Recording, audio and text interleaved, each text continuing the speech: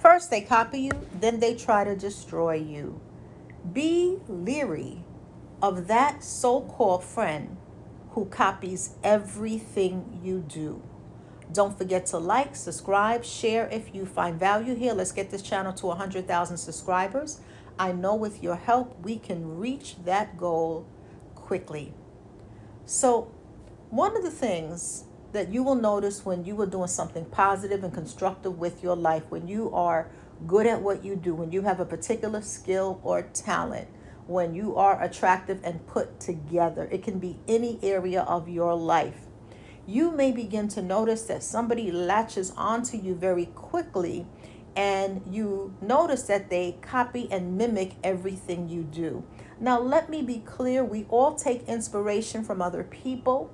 Everyone may be inspired by a little of this, a little of that, and then they find their own style. But what I'm talking about specifically in this video is somebody who tries to become a carbon copy of you, and they mimic everything you do, from the way you dress to the way you talk to the way you walk to even what you do professionally, even the lane that you are in. They were never thinking about getting in that lane, and now they're getting in your lane.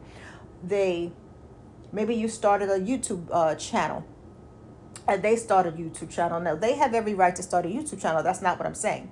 But they've now started a YouTube channel on the same topic area that you started your YouTube channel. And let's make it even juicier than that. Not only are they talking about the same subject matter, but you notice after every video upload, they're uploading the same exact content.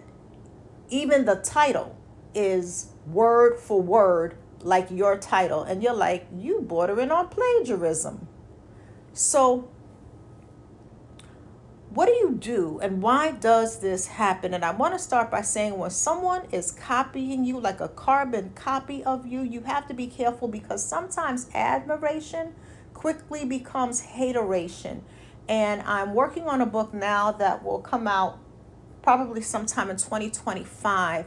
And it's going to talk about the spiritual warfare of envy, and really beginning to recognize the more subtle signs of envy, so that you can guard your heart, protect yourself, and know how to move when you are dealing with envious people. And it's such a devastating spirit, because wherever there's envy and self-seeking, according to the scriptures, I believe is James 3:16. Let me pull it up, but I believe it's James 3:16.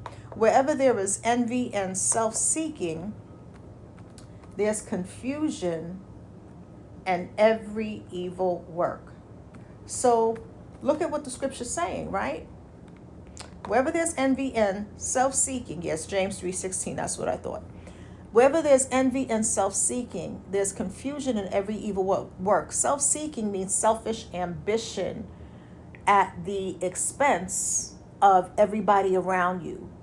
You don't care who you hurt, who you got to stab in the back, who you got to step on, who you got to destroy, as long as you get what you want. That's selfish ambition. So there's a difference between being a generally ambitious person who has goals, dreams, you're focused, and you're dedicated to the achievement of your goal, but you're not out here trying to hurt people, sabotage people, step on people.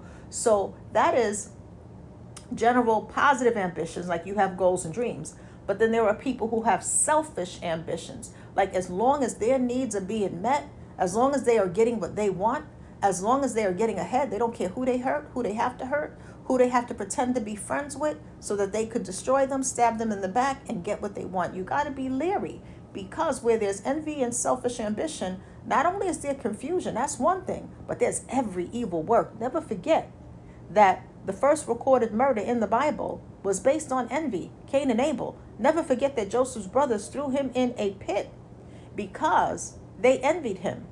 And for a more recent example, think about entertainers, particularly rappers, who go back to their hometown.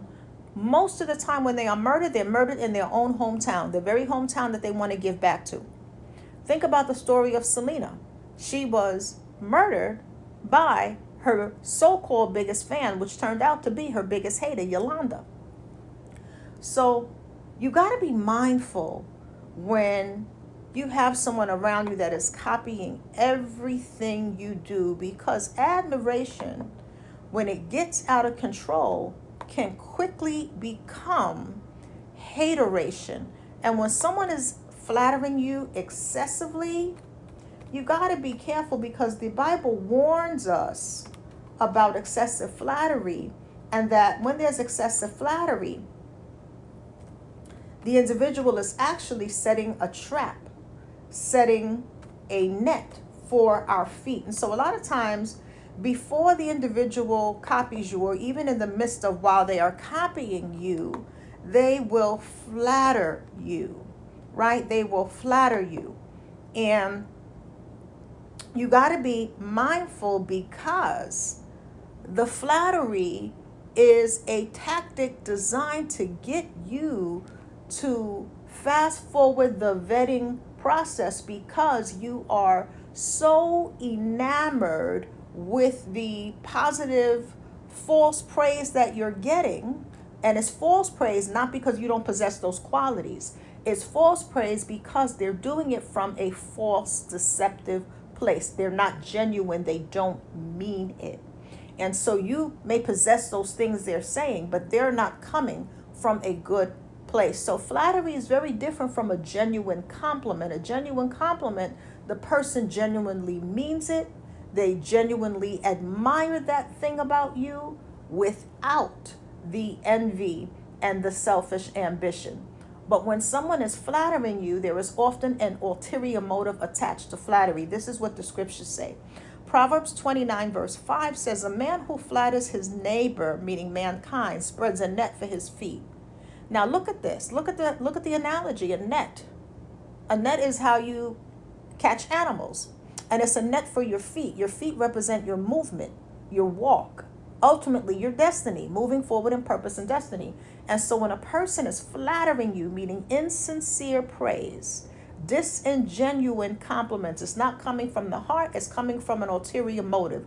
Whether the motive is to get you to drop your guard, to get you to prematurely trust them without vetting them and testing the spirit, whether it is to get close to you so they can find out the secret to your success, or the secret to your strength, so to speak, and then weaponize it against you, whatever the ulterior motive may be.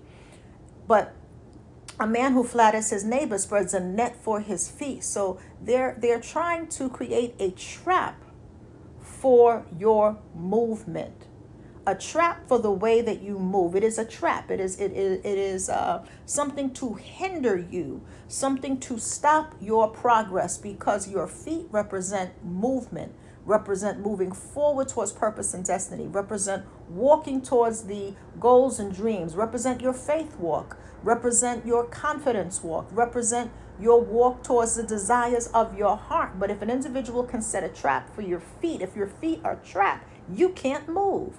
You can't reach for your goals. You can't fulfill the calling on your life.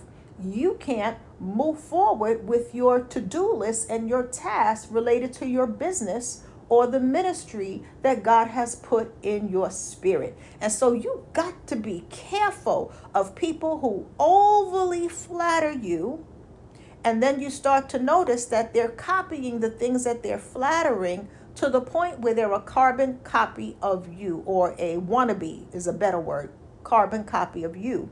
Because first they copy you, then they try to destroy you. Don't get it twisted. So why do people copy? Well, we already said that oftentimes when someone is copying everything, not inspired by you, that's the difference, but they're copying everything you do, that comes from a couple of psychological traits that we're going to touch on. So one is a lack of a sense of self. They're lacking a solid sense of self. They really don't know who they are. So being you and copying you seems like the answer. You got to be careful with a person who lacks a sense of self.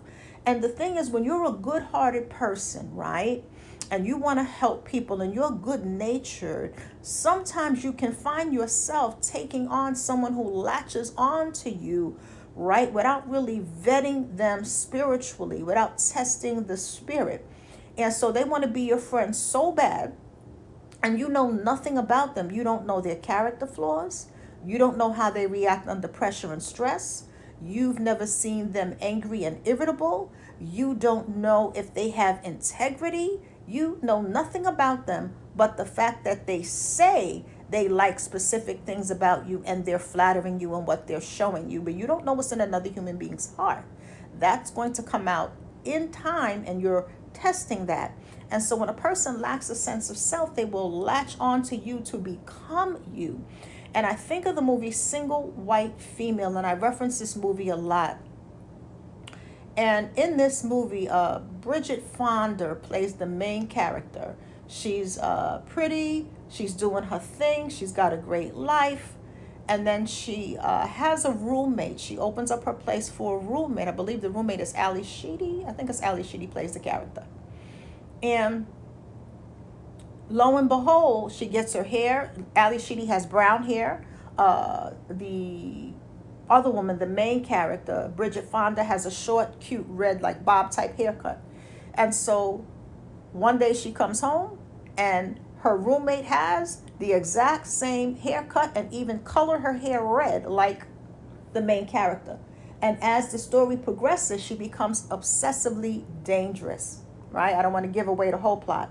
And so when you're dealing with someone who lacks a sense of self, it may be easy for you to fall into feeling like you want to mentor them, right? But you got to be mindful, be prayerful. Nothing wrong with mentoring people, but that is not their decision. You go to God for yourself, pray about it, and see if God would have you mentor them. So just because somebody wants mentorship from you doesn't mean they're coming for the right reasons. You go to God, you pray about it, you meditate on what God says, and God will direct your path in that area. 2, which we've already said, is envy. They want your spot. So they're copying you to try to get what you have. They want your spot. And when a person wants your life, you can't be friends with someone who wants your life, because they will destroy you, annihilate you, assassinate your character to have your life. They will try to hurt the things that are closest to you because they want those things for yourself. They will try to divide and conquer relationships that are closest to you. So you got to be mindful. You got to be protective of the things you love, so much so that the Bible says to guard your heart. The Bible says above all else in the book of Proverbs, above all else, guard your heart. I believe it's Proverbs 4:23. Let me double check. But above all else, guard your heart, for the issues of your life flow from it. Yes, Proverbs 4:23. So you got to guard your heart. And so when you're meeting someone and you don't know nothing about them, you don't know their history, you don't know the trauma they've been through, and if they've healed those areas of their life or at least actively working on, you don't know their filtering system, you don't know their mindset, you don't know their values, you just know what they're telling you. So you got to be mindful. As believers, you don't just let somebody walk up into your life because they say some sweet words and y'all are BFFs and you know nothing about them, even if you think you have something in common. You don't know. People lie all day, every day. They can tell you that because that's the quickest way. We tend to connect with people who we think we have something in common with. And so a lot of times when a person is trying to fast forward the vetting process, right, and they are love bombing you, we tend to think of love bombing as only happening in romantic relationships, but love bombing happens a lot with women as well, in terms of just friendships. When a woman wants to latch onto you quickly without you beginning to see the cracks in her foundation, or where there may be some issues, or maybe the person is overly clingy and it's going to really begin to wear on you. You need to gauge these things before just openly having people in your life. Yes, we are to walk in love, but walking in love doesn't mean being somebody's best friend who you know nothing about. Walking in love is about treating people with kindness, treating people with compassion. So that's number 2, green with envy. 3, a lack of self-esteem. So a lack of self-esteem can cause someone to try to level up their lives by latching on to you. And we all want to level up and we all learn from others. So that's not what I'm saying. But what I'm talking about, again, I want to be very clear for those who are hard of hearing and going to try to make this video say something it doesn't say. What I'm talking about is the person who mimics everything you do. Everything you do. That's problematic. So when a person doesn't have a strong sense of self-esteem, right? And we said number one is lacking a sense of self. So lacking a sense of self, so that there's no confusion, is lacking a clear identity. So when you know who you are in God, when you know you're the head and not the tail, when you know your gifts make room for you, you're not trying to copy somebody else's gift because it's not going to make room for you. Your gift make room for you, right? So that's the sense of self. Number one is about identity. But then number three is about a lack of self-esteem. So self-esteem is basically an estimate of one's worthiness, right? It's self-esteem. That word esteem carries the same meaning as estimate, like when you're making an estimation. And so when your self-worth is rooted in who you are in God, you know that you can do all things through Christ who strengthens you. And so because of that, you begin to tap into your personal power, your specific gifts and talents, your specific goals and dreams, and you are leveling up based on God directing your path, not based on copying another human being, but allowing God to be God in your life. See, they've made you an idol.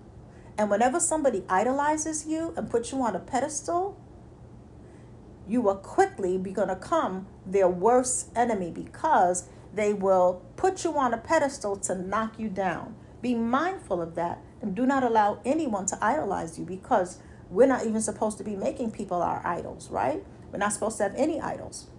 So be mindful. And then the fourth is an obsessive nature. And so you may find, right, that when someone is copying you and it becomes a very unhealthy friendship, and you meet one of their other friends, you may find that you're not the first person they did this to, that this is a pattern, like a pathological pattern. So when someone has obsessive qualities about themselves, this is why vetting is so important, right? And people can be on their best behavior for quite a while. And this is why friendships should really take a while to blossom. There are exceptions to every rule, and you should always be God-led, not video-led. God-led, not video-led.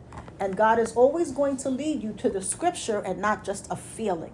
So it will go back to his word. So when you are dealing with someone who is obsessive, this can be really dangerous. And this makes me think about Yolanda. Like Yolanda who murdered Selena the singer. I believe the last name was Salazar. Yolanda was a fanatic type of fan.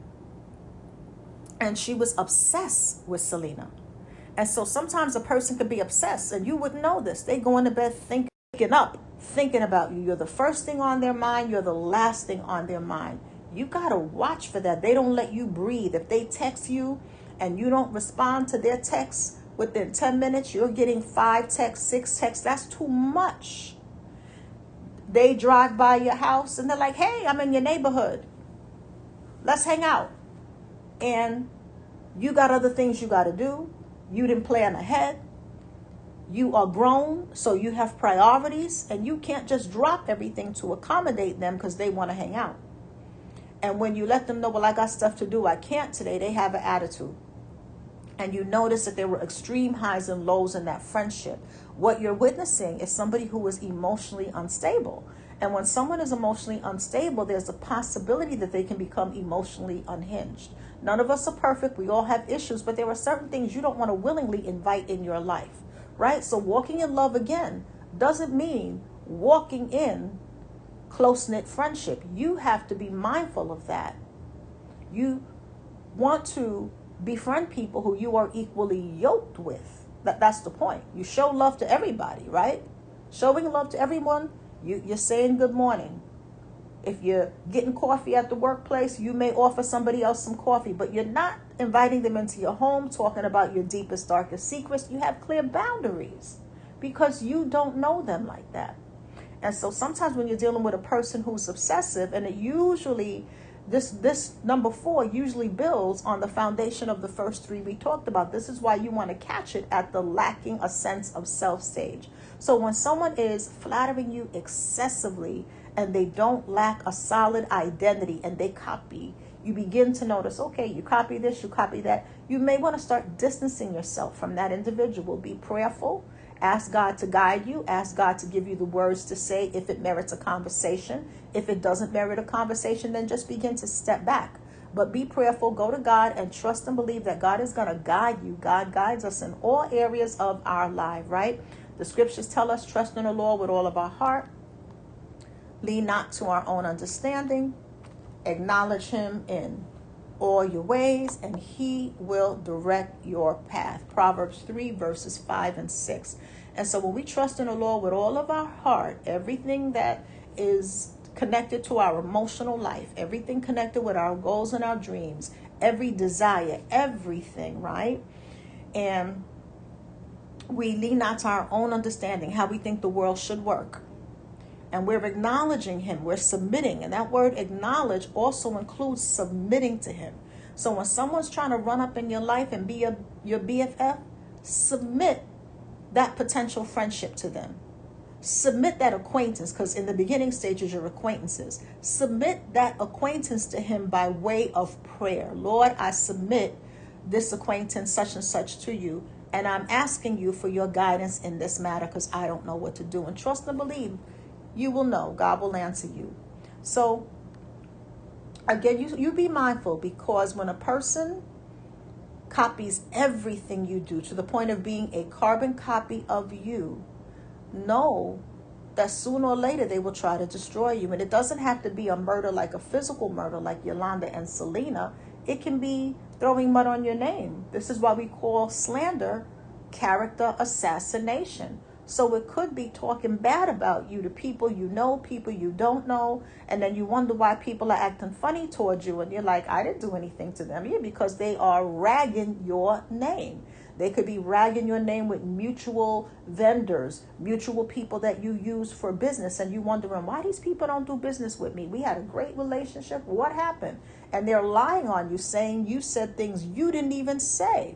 And this is why when someone's running up in your life so eager to be your friend and you know nothing about them, take it slow. Go to God. Guard your heart. Be prayerful. And test the spirit. So with that being said, if you want some additional strategies to really begin to deal with haters, because we all got them, pick up the book, Rise Above the Haters. It's a journal. So it includes journaling prompts, but it also gives you biblical references and biblical strategies to become what I call hater proof. Meaning the haters are going to come at you, but when you are hater proof, it means that you don't allow the haters to bring you down. And if they brought you down, you don't allow them to keep you down. And that is very possible. So pick up the book, Rise Above the Haters. That's going to help you if you're dealing with haters. I would also say if you struggle in the area of self-love, and that's okay, we're all growing in different stages, right? Pick up the book, Because You're Worth It. That's a self-love journal that takes you through a biblical process of learning how to love yourself. So with that being said, have an amazing day. Take care of yourselves. Let's do our best to be kind to one another. We have an event coming up. It's a Sip and Color Self-Care Coloring Class. And that's happening on Thursday, November 7th in the Wednesday Wellness Club, which is one of the tiers of membership of the Cassandra Mack YouTube channel. So if you would like to partake in that class, it's going to be a Zoom class. Become a member of the Cassandra Mack YouTube channel at the Wellness tier, and you will be able to partake in that class. So don't forget to like, share, subscribe. Have an amazing day, and I'll talk to you soon.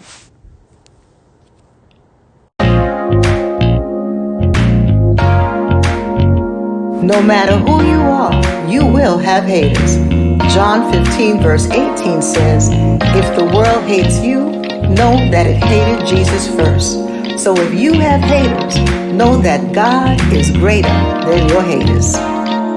Lately you've been feeling the weight of your haters coming at you with their envy and their hate.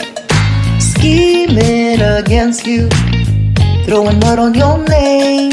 But God's gonna work it out despite their lies and game. God is greater, so much greater than your haters. God is greater, don't give up, it'll pay off later. God is greater, through the pain you're a giant slayer.